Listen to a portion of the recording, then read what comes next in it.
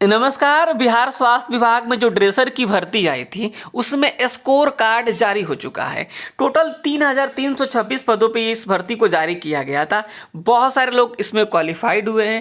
तो आगे क्या होगा, अब आगे का प्रोसेस क्या होगा, आगे क्या करना होगा, कौन कौन से डॉक्यूमेंट्स लगेंगे, इस तरीके से जो है मन में जो है बातें आ रही है, बहुत सारे क्वेरी आ रही है। हमारे यहाँ से भी जो है कई सौ जो है स्टूडेंट पास आउट हुए हैं, उनका जो है डाटा हम लोग कलेक्ट कर रहे हैं, आगे आप लोगों को दिखाएंगे भी। तो आगे अब आखिर करना क्या हो, मतलब जो लोग जो है पास हो गए हैं आगे क्या करना है, ये जो है हम इस बिंदु पे बात करेंगे इस वीडियो में। ड्रेसर में जो है कितने नंबर पे नौकरी हो सकता है, कितना पासिंग मार्क्स होता है, इसके बारे में बात करेंगे। और साथ ही साथ अभी जो है कुछ दिनों से जो है कुछ दिन पहले से ही जो एक नई भर्ती पे भी चर्चा शुरू हो चुकी थी ड्रेसर की। तो कितने पदों पे नई भर्ती जारी हो सकती है जो कि संभावित है, इसके ऊपर भी बात करेंगे। आप इस वीडियो को पूरा देखिएगा, समझिएगा। जिनके पास एक्सपीरियंस सर्टिफिकेट है उनके ऊपर भी बात करें, क्योंकि मैं देख रहा हूं कि जो है मेरे पास किसी ने जो है मैसेज किया कि कोई बता रहा है कि एक्सपीरियंस सर्टिफिकेट जिसके पास है और उनके जो है स्कोर कार्ड पे जो अभी नॉट क्वालिफाइड लिखा हुआ है और उनका जो एक्सपीरियंस वाला नंबर मिलेगा तो बाद में वो क्वालिफाइड हो जाएंगे। ये सब इस तरीके की बातें अफवाह है। ऐसा कुछ भी नहीं होने जा रहा है। जिनका पास एक्सपीरियंस सर्टिफिकेट है और जो है वो एग्ज़ाम्स में नॉट क्वालिफाइड हुए हैं तो वो नॉट क्वालिफाइड ही माने जाएंगे। एज पर रूल जो है कि जो है एक्सपीरियंस का नंबर तब जुड़ता है जब आप रिटन एग्ज़ाम्स में पास आउट हो जाते हैं। रिटन एग्ज़ाम्स में जो है मिनिमम पासिंग मार्क्स होता है, उसको आप लेके आते हैं। तो ये बात आप समझ लीजिएगा, ठीक है। तो ये सारी चीज़ें हो गई। तो सबसे पहले हम बात कर लेते हैं जो है मिनिमम पासिंग मार्क्स को लेकर के, फिर हम आगे बढ़ेंगे। वीडियो आप पूरा देखिएगा, समझिएगा, सब जानकारी आपको मिलेगी। देखिए, ड्रेसर को लेकर हम बात कर रहे हैं कि बिहार में अगर हम मानते हैं कि अगर कोई यूआर कैटेगरी कैंडिडेट है, यूआर है या फिर ईडब्ल्यूएस है, क्या है जी, यूआर है और ईडब्ल्यूएस है, उनको अगर 40 मार्क्स मिला हुआ है नॉर्मलाइजेशन के बाद तो उनके जो है स्कोर कार्ड पे क्वालिफाइड लिखा हुआ है। ठीक है, क्लियर हो गया। अगर आप जो है मान के चलते हैं जो है आप जो है ओबीसी कैटेगरी से आते हैं, ठीक है, और तो आपको अगर नॉर्मलाइजेशन के बाद 36 मार्क्स मिले हुए हैं तो आपके जो है स्कोर कार्ड पे क्वालिफाइड लिखा होगा। अगर आप ईबीसी हैं, अगर आपके स्कोर कार्ड में 34 नंबर है तो कम से कम क्वालिफाइड लिखा होगा। अगर आप एससी हैं, आप एसटी हैं, आप पीएच हैं, आप स्वतंत्रता सेनानी वाले हैं। मेरे पास एक कॉल स्वतंत्रता सेनानी वाला भी आया था, मतलब कि उस कैटेगरी से जो है उनका भी फ़ोन आया था। उनका जो है उन्होंने शायद 37-38 नंबर बता रहे थे कि इतना नंबर है मेरा, हो जाएगा क्या। उनका भी जो है सबका जो है क्या है 32 नंबर आ रहा है तो आप क्वालिफाइड माने जाएंगे। आप महिला हैं, बिहार की हैं, आप चाहे जनरल की हैं, चाहे आप ईडब्ल्यूएस में आती हैं, चाहे ओबीसी में आती हैं यानी BC2 यानी या फिर ईबीसी में आती हैं, एससी में आती हैं, एसटी में आती हैं, पीएच में आती हैं, कोई भी आप फीमेल कैंडिडेट हैं तो आपको 32 मार्क्स ही चाहिए क्वालिफाइड के लिए। ये बात आप सभी को पता होगी। इतना नंबर जिसके भी स्कोर कार्ड में लिखा होगा उन सब में क्वालिफाइड लिखा होगा, ठीक है।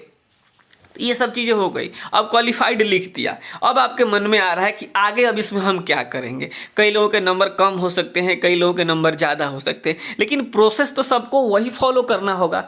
रास्ता तो सबके लिए एक ही बनाएगा BTSC। ऐसा थोड़ा है कि जिसका नंबर ज़्यादा है उसको बोला कि नहीं भाई आप इस रास्ते से आ जाओ, जिसका नंबर कम है बोला कि नहीं आप घूम के आओ। सबके लिए एक ही रास्ता है। तो हाँ, वह कौन सा रास्ता है वो मैं आप सभी को अब जो है स्कोर कार्ड जो है सबने देख लिया। अब जो है क्या होगा अगला प्रोसेस, अब स्क्रूटनी होगा। स्क्रूटनी में बहुत सारी चीज़ें देखी जाएगी कि जो है आप अपने हिसाब से यानी जो सही है उस डॉक्यूमेंट्स को आपने अपलोड किया है कि नहीं किया है। जैसे मान लीजिए कोई जो है आपको यूआर कैटेगरी कैंडिडेट है, फॉर्म भरते समय उसने क्या कर लिया है, गलती से ओबीसी सिलेक्ट कर लिया है। कोई एससी है, गलती से फॉर्म भरते समय एसटी सिलेक्ट हो गया है। तो इन सब चीज़ों को देखा जाएगा और जो है आपको रिमार्क्स में जो है लिखा जाएगा कि जो इस तरीके से समस्याएं हैं और आपको जो है जनरल कैटेगरी में शामिल कर लिया जाएगा। इसके अलावा मैं आपको बता दूं कि जो तमाम चीज़ें देखी जाएगी कि जो है कट ऑफ डेट था उस कट ऑफ डेट तक का जो है आपका एनसीएल है कि नहीं है, तमाम डॉक्यूमेंट्स हैं कि नहीं है, इन सारी चीज़ों को स्क्रूटनी में ही देखा जाता है।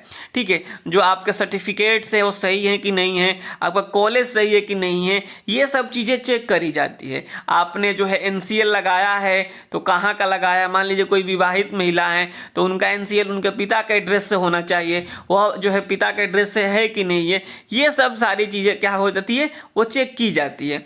कुल मिलाकर जो है आप जिस तरीके से आप फॉर्म भरते समय जो है साइबर कैफे में जा करके अपना जो है सब कुछ चेक करते हैं ना, अब स्क्रूटनी का मतलब यही होता है कि बीटीएससी आपका फॉर्म चेक करेगी और जो भी गलत लगेगा बीटीएससी को वह क्या करेगी, रिमार्क्स के तौर पे आपको लिख के दे देगी।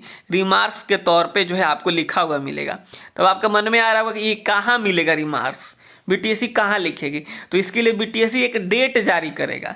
बीटीएससी एक डेट जारी करेगा और उस डेट में बताएगा कि आप लॉगिन, जिस तरीके से आपने स्कोर कार्ड चेक किया ना है उसी तरीके से कहेगा कि आप लॉगिन करो और लॉगिन करके आप देख लो कि जो है क्या क्या जो है दिक्कतें हैं और लगे रहा है कि नहीं बीटीएससी गलत कह रहा है हम सही हैं, तो उससे संबंधित आपको डॉक्यूमेंट्स अपलोड करने होते हैं। यही होता है स्क्रूटनी। इसमें बहुत बड़ा चीज़ नहीं है कि नहीं ये स्क्रूटनी में ये हो जाएगा वो हो जाएगा, जो सही चीज़ है वही चेक करी जाती है और उसके बाद स्क्रूटनी के बाद से डॉक्यूमेंट वेरिफिकेशंस होगा।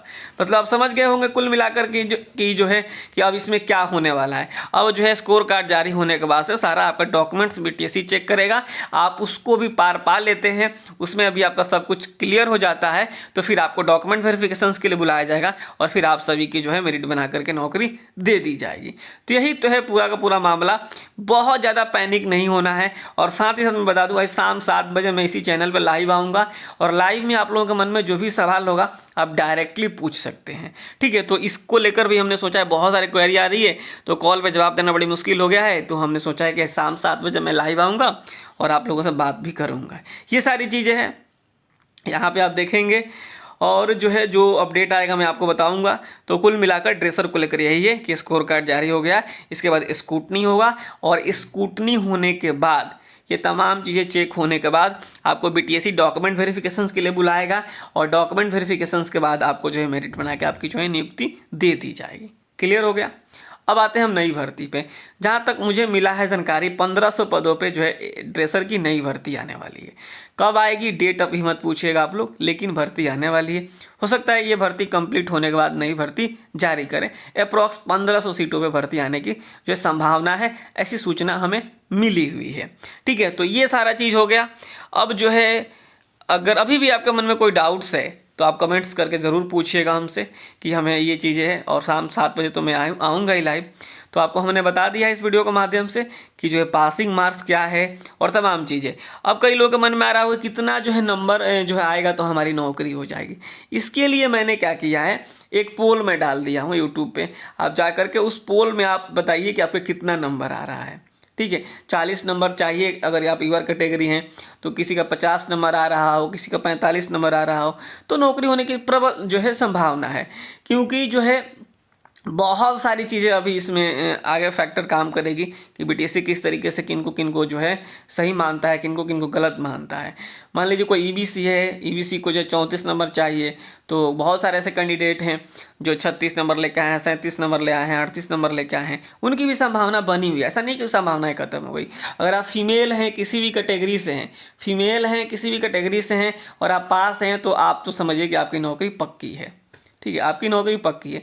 बहुत ज़्यादा आप में कट ऑफ जाने वाला नहीं है, चाहे आप यूआर की हों, ईडब्ल्यूएस हों, ओबीसी, ईबीसी, एससी, एसटी, कुछ भी हो, आपका क्लियर समझिएगा। ठीक है, अब जो है थोड़ा सा पुरुषों में कट ऑफ तो जाएगा ही जाएगा, तो उसके लिए हमने एक पोल कर दिया है। पोल आप जा कर दीजिए और संभावना है इस बात की जो है कल नहीं तो मैं परसों जो है या फिर कल शाम तक भी पूरा जो है आप लोगों का पोल के हिसाब से और मेरे पास जो डाटा कलेक्ट हुआ है उस डाटा कलेक्ट के हिसाब से मैं कट ऑफ पूरा कैटेगरी वाइज जारी कर दूंगा कि कम से कम जो है इतना नंबर आ रहा होगा तो नौकरी होने की संभावनाएं प्रबल है, नहीं आपकी दावेदारी मजबूत हो सकती है।